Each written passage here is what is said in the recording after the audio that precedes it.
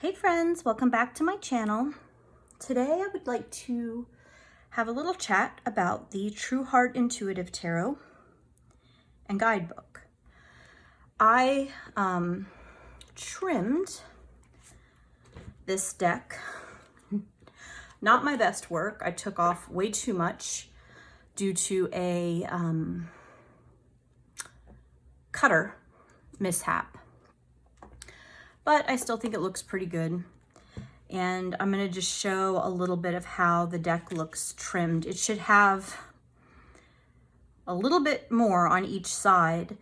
I normally use my large Fiskars guillotine cutter, but it's very big and bulky, and I ended up buying a little cutter. You've seen it probably on some of my previous videos. I'll link it in the description. Do not recommend it at all. It was giving me very uneven cuts, and what I ended up having to do was then get out my other cutter and try to fix it.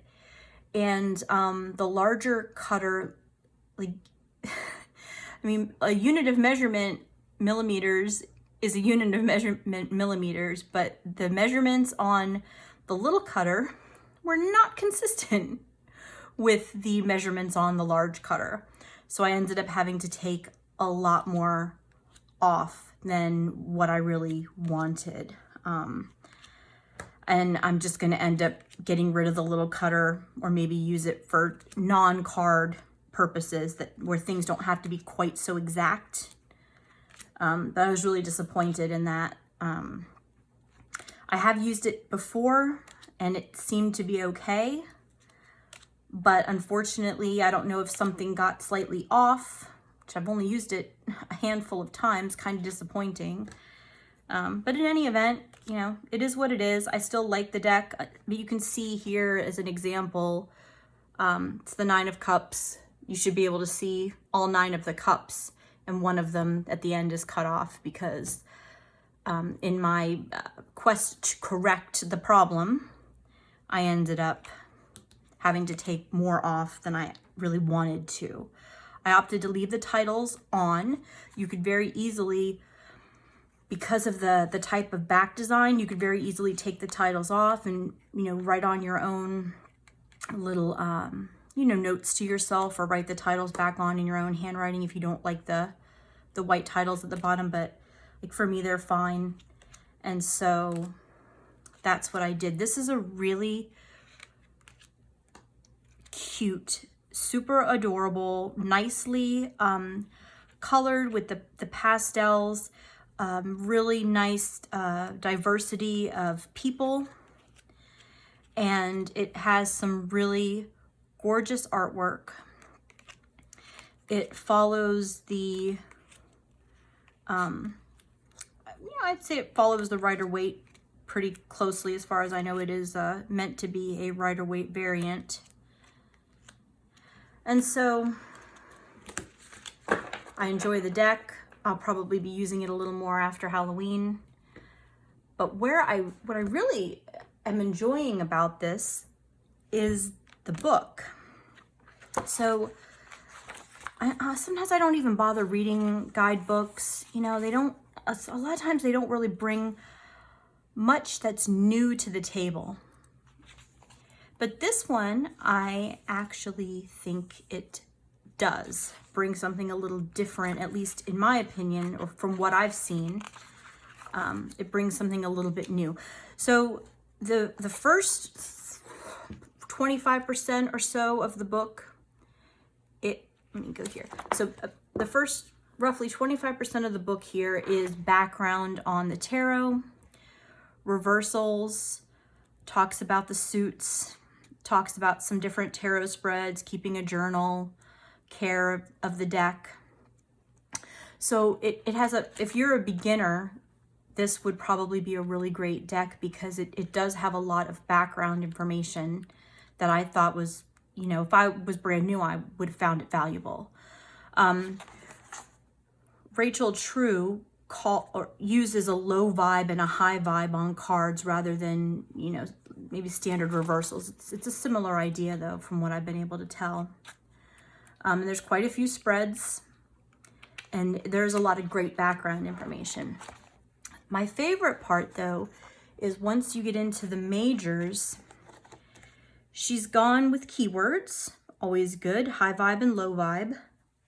And she tells the story of the card. She gives just like a general overview. And then what she does is go into a little bit about the card in a low vibe. And then she relates a story from her life to each of the major arcana cards. Now, I should say, as far as I know, it applies to all of them. I haven't finished reading the majors yet. But I wanted to talk about this because it really, to me, it really kind of hammers home the concepts. When you can relate the concepts of the card to like specific events that have happened already in your life, or even to someone else's life, to me that helps with memory retention. It helps for understanding the card. I'm not aware of any other authors that have done this. There could be. I mean, there's hundreds and probably thousands and thousands of tarot books out there at this point because it's become so popular. But I really like the way she did this. So the Magician has 1, 2, 3, 4, 5 pages, and a good 2.5 or 2 of those pages is her discussing, you know, how that card has related to a point in her life. I really hope that people will tell me if there are other books like this, or maybe people will start to write books a little more like this. But I really enjoy that, that aspect of this book. I think it's fantastic. What I don't like about this book is that once you get to the minors, the stories are gone, and it's just the keywords, you know, about the card and its high vibe, and about the card and its low vibe. It's just one page for each card. There's nothing, you know, I guess there's nothing really wrong with that in the sense of you are getting the information about the card, but it's not related in the same way as it is to the majors. And I know a lot of people, you know, insist that the majors are more important and deserve more time. You know, I've talked about it before. I just disagree with that. The minors are really important still. It's the bulk of the deck. It's the minor cards. And you can see that, where's it start? So the minors are only about 25% of the book. So the majors are about half the book. The minors are about 1/4 of the book. And then your background is about 1/4 of the book. I like to see a minor section that's, you know, I don't expect the pages to be quite as robust as the majors, but I expect to see prefer to see a little bit more. However, even with that said, I still think this has some tremendous value to it. I would love it if Rachel True would, you know, write part 2, an addition to this book, and go into a lot more detail in the minors. I really like her writing style. It's very, very relatable. And I think there is just so much to be learned from this, even though I've been reading for quite a long time, like on and off for a very long time. I mean, I still found some interesting and new or different takes on, you know, the cards that I might not have seen before. So, in conclusion, I highly recommend the deck. I actually do have the box over here. It comes in a box like this, and the cards are half and half in the box, and then the book is on top. And unfortunately, the book got a little crushed in transit because Amazon loves to send things that should be mailed in a box inside of a mailing envelope instead. And so a lot of times things get crushed and smooshed. So it got a little smooshed, but it's fine. Nothing was damaged. The deck or the book, neither were damaged. It was just the box was a little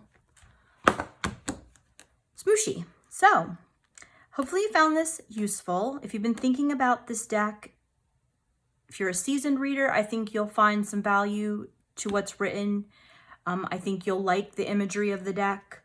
And absolutely for a beginner, I think this would be a fantastic set. If you have a beginner in your life, or if you yourself are a beginner and looking to get started with the tarot, this would probably go in my top 10 for beginner decks, for people who want to stay with a fairly lighter weight-ish,